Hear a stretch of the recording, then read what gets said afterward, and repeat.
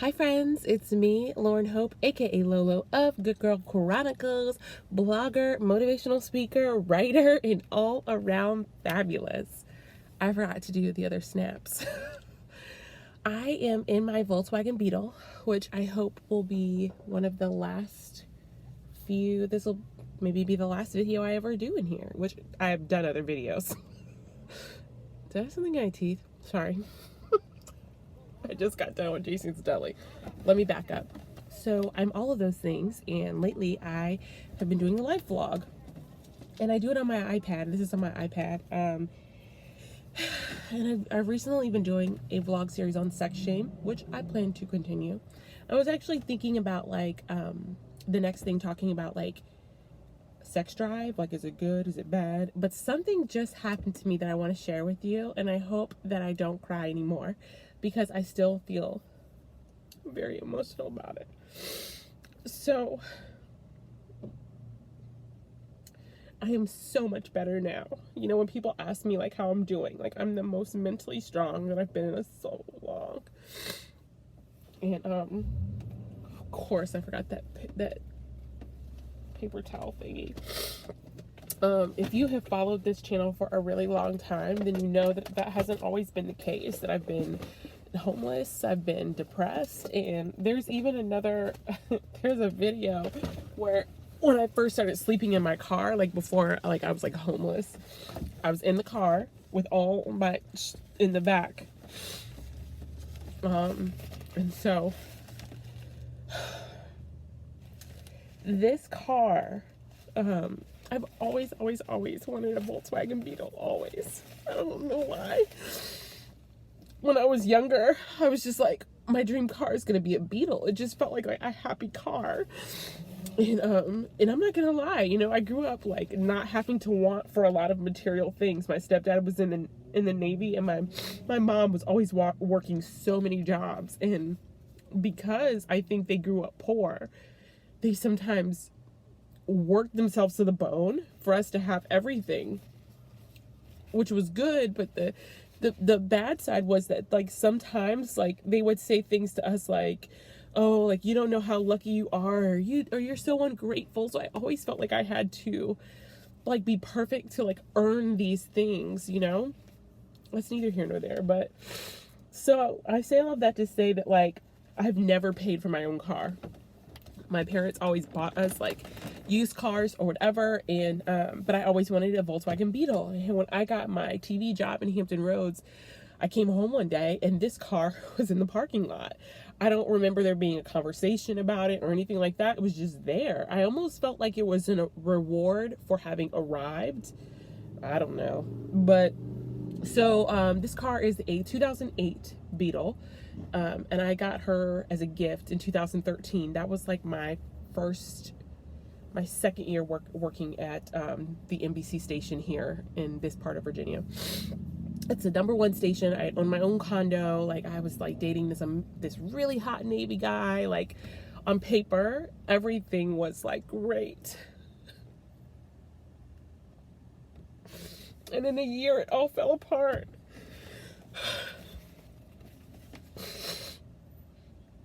It all fell apart. I was just so depressed, and I wasn't eating, and I wasn't sleeping, and I wasn't happy, and I didn't want to live, and I couldn't really verbalize why.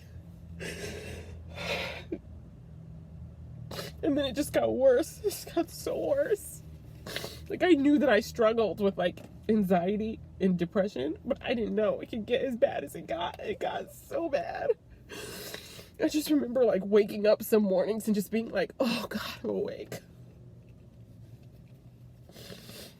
In 2014, I tried to take my own life. And then I left my TV job. And then it just fell apart. And I don't want to ever be back in that dark place. And things just got so bad with my family. It got so bad. And one of the things they took from me was this car. And so I was homeless, unemployed, with no car in an area that's transit center system is not that great. And I learned how to take the bus. I walked everywhere. In fact, and I was really overweight. Like I gained like 100, close to 100 pounds in my depressive episode. And it hurt me so bad. Like I had plantar fasciitis, which is like, it sucks so bad. Just like all the places I had to walk, it hurt me so bad. And I remember I worked at this retail store for one day, and just standing on my feet for like 4 hours, I was hurting for the entire night. I would bum rides off of people. And it was the winter, it was like November 2016. This Christian couple had taken me in. Now, they weren't really supposed to have taken me in. I was like a stowaway. And so I was like living on their couch and eating with food stamps, you know, but they were rebuilding their lives too. And so like, I remember like no one was supposed to know that I was living with them. So like on Thanksgiving, I spent Thanksgiving alone, and that broke me so bad. I was like, I'm going off of social media for 30 days. I'm going to tag that video underneath there to do a flashback of that time. Cause I was like, I'm not going to be on social media for 30 days. Every day I'm going to get up and I'm going to pray. I'm going to write a sermon, but I'm going to pray as if God has already done what he said he's going to do. And, but I chronicled it through YouTube. I'll put those links below. So I didn't have the car at the time. And one of the things I prayed for every single day, I said, God, I know that you're going to bring me back a car. I know you are. I don't know how. I know I don't have a job, but you're going to bring me back a car because I need a car to rebuild my life. I'm going to go back to work. I'm going to plow through, but I need a car. And I prayed that prayer for 30 days, along with like being able to, you know, lose weight and all of these things, things that have come to pass in my life. And, it was like a couple of days before the new year, no rhyme or reason. I had not spoken to my family at all. Like, we're estranged in every sense of the word. And I get a message from my stepfather, which not very nice, but he was like, we're gonna sign over the title to the car to you. I had not contacted them. I had not begged them. I low-key do think that they like watch my YouTube channel, and that's how they found out things were so bad. But the anger that they've had in their heart about me, there's no real explanation for why they gave me that car other than God. Like, you know, I remember praying to God, please soften their hearts just for me to have this car back, or soften their hearts to know that I have no ill will towards them, you know, like I've let it go. And it was kind of tense. I went, you know, I felt like God saying, you know, you just need to swallow any feelings you feel about this and accept this car. And so I got it back. And then shortly after I got it back, I realized it was not in good shape.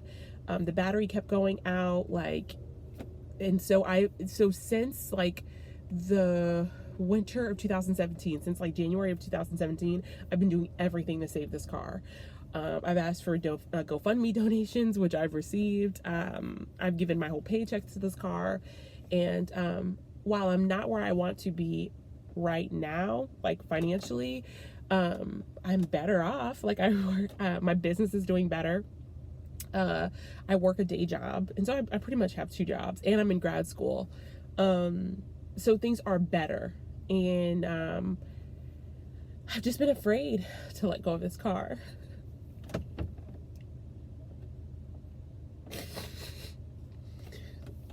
Because when I was homeless, I knew that this was mine, and I owned it. It was in my name. I knew I always had somewhere to put my stuff. I knew I always had somewhere to be.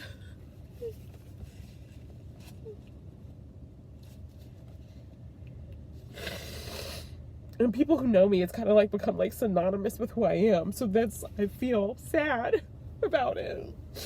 And I know that she's falling apart. Like, I got some money back from my college loan, and I probably put like over close to $2,000 in this car.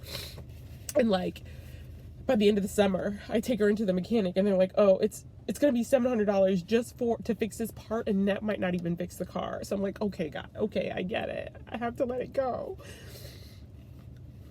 And so I said, okay, you know what? I'm trusting in you, God. I've walked so much differently now. I tithe, which is not something I grew up seeing.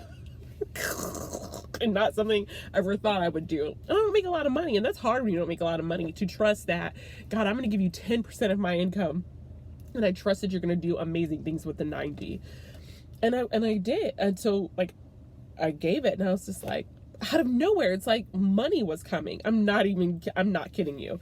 It was like, someone's like, oh, we forgot to give you this, or, oh, the state actually charged you too much in this. And I was just like, this was like money I didn't even ask for. And so as a season, it's taught me to trust in God.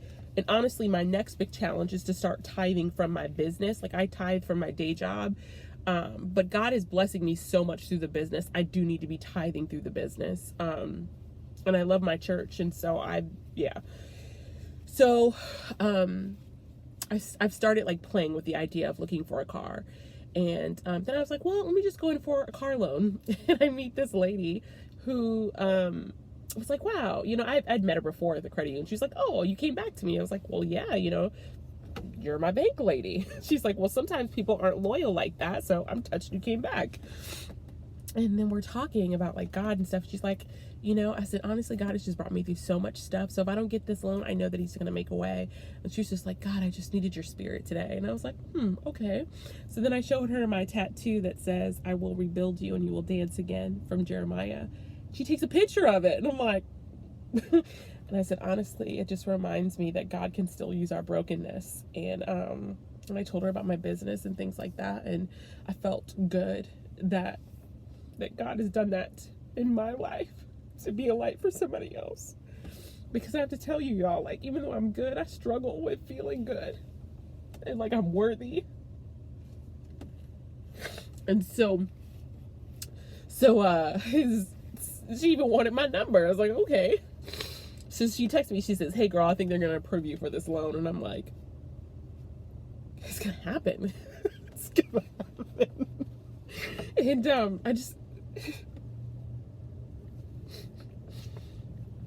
And so I went to church, and I was like, when they do the altar call, I don't know why I'd be getting nervous about the altar call, but I was going to go up and ask them to pray for a car.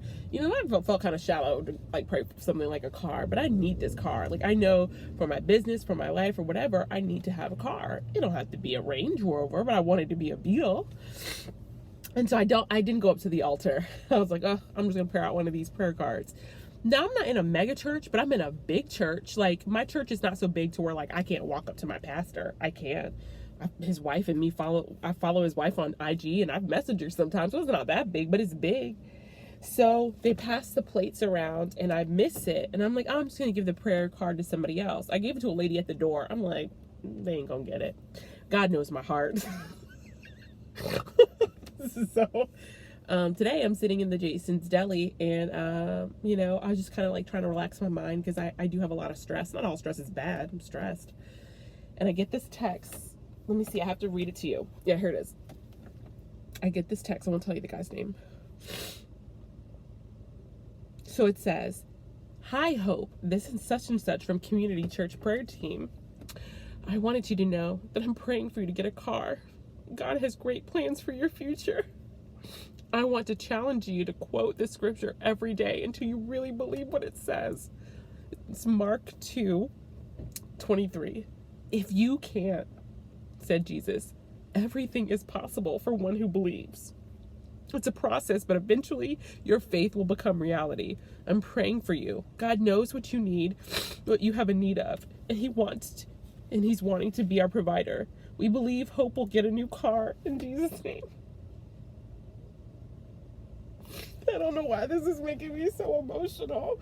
I am a little tired.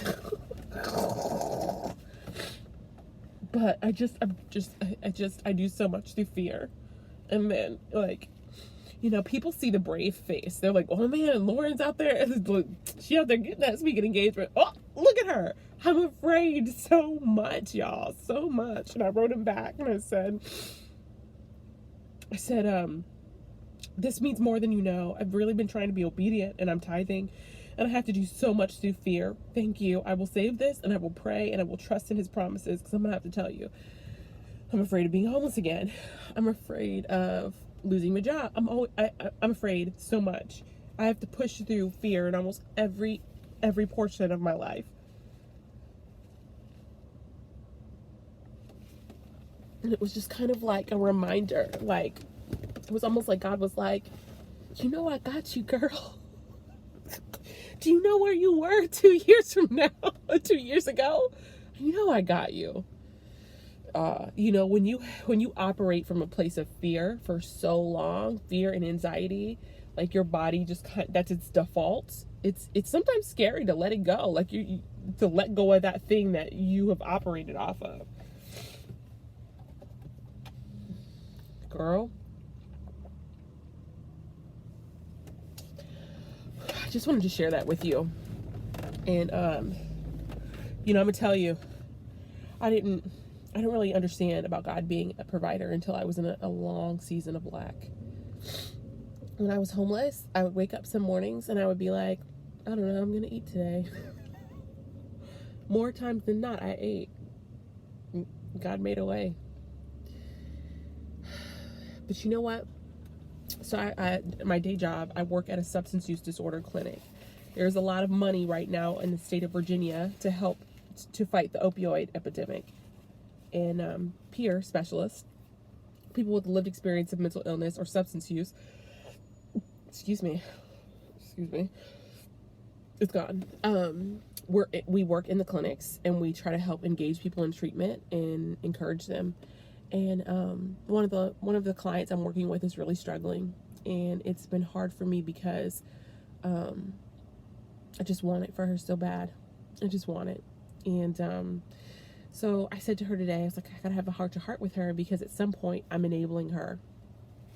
And so we went outside, and I was talking to her about my journey, and I don't think I've ever really been that revealing to her. That's the power of being a peer, is that, you know, I can share this part of my story. I said, I can't wait for the day that you start to fight for your life, because I'm fighting. I'm fighting to keep you in this program. I'm fighting to get you food every day, but this is not going to work unless you fight. And I said, you know what I'm going to tell you, when I started to fight for my life, and I think I always have, but there was a turning point in my homelessness. And it was, I was living with this lesbian couple. I think it was like February of 2017. I was living with this lesbian couple, and things were really volatile, and we had a disagreement, and they put me out, and I had a dog. And I remember I begged a friend of mine who lives in Texas to give me enough money to stay at the Motel 6 for a couple of days, but she only had enough money to pay for 2 days. And I remember laying there with my dog and just crying because I knew I was going to have to surrender him, and I loved him so much. And I remember being hungry, hungry. I had no money. I couldn't even overdraw my account.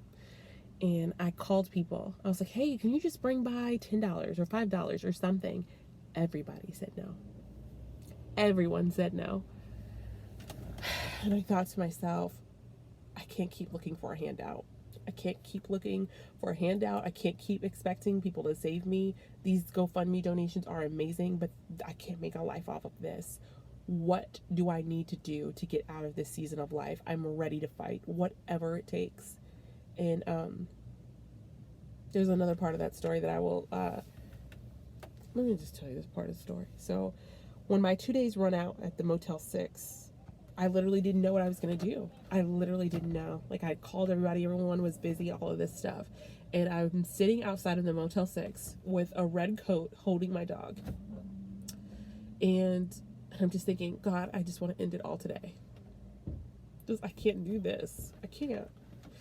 And that dog was the reason why I didn't. I said, God, you know, what I do something, what's going to happen to the dog? And I said, okay, well, I'm going to make sure that my dog is taken care of first, and then I don't care. So I had the phone in my phone in my hand, and I was going to call 911. I kid you not. And this red car pulls up with these 2 women in a red car, and one of them was wearing red.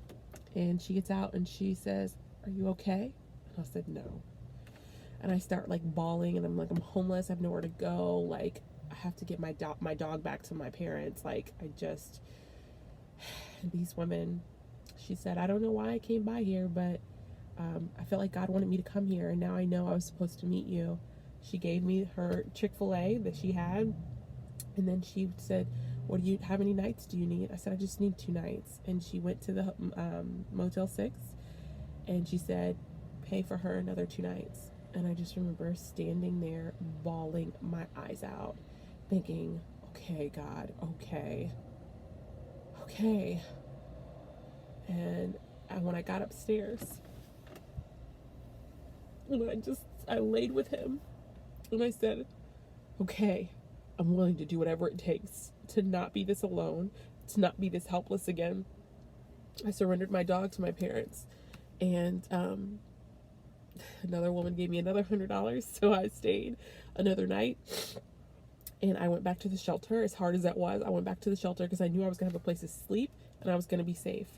And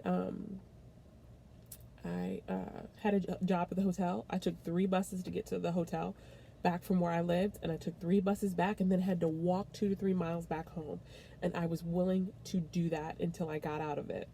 I was willing to do it. I said, God, whatever you want, I'm going to fight to rebuild my life, because I don't want to ever be this low again. And I was telling that to my client today. I said, I want you to love yourself enough to fight, because the way my life is set up now, what the higher power of my understanding has done for me, what people have done for me, I protect that with all of my life. My mental health and clarity, like, I come first, and I fight for me before anybody else. And I can't wait for the day that you fight for yourself.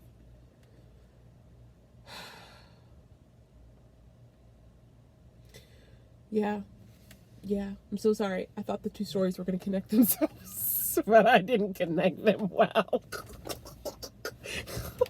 I still think there's a powerful message in having faith in God's promises and fighting for your life. But I just wanted to share that with you. I am going to continue my talk on sex shame, because shame, I can't receive love from shame. I can't move on from shame. And I know that God wants to free me from this. God has freed me from this. I haven't freed me from this. And so I just thank everyone who has watched and contributed and things like that. And in probably 2 weeks, I'm going to be putting up the interview with a young lady by the name of Amanda Gregory, who is a life doula, which is so freaking amazing. And she helps women reclaim their sexual power. And I'm just like, man, it's an amazing interview. It's going to be like one of my first interviews. We went to like a little studio in the library and did it, and so I'm really excited about it.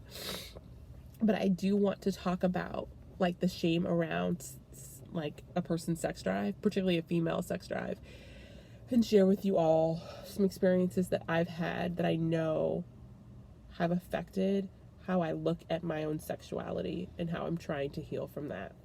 So yeah. Thank you for letting me release. I feel better now, actually. If you want to learn more about me and what I do, I'm Good Girl Chronicles on every single platform. Every month I hold storytelling nights to give other people a space to speak their truth. If any of this speaks to you in any way, a comment below or give me a like. I'd freaking love that. If you know someone else that this could bless, send it to them also. Thank you for following this beautiful, crazy thing that I call life. As we say here at Good Girl Chronicles, I love you. Love God more. See you next time.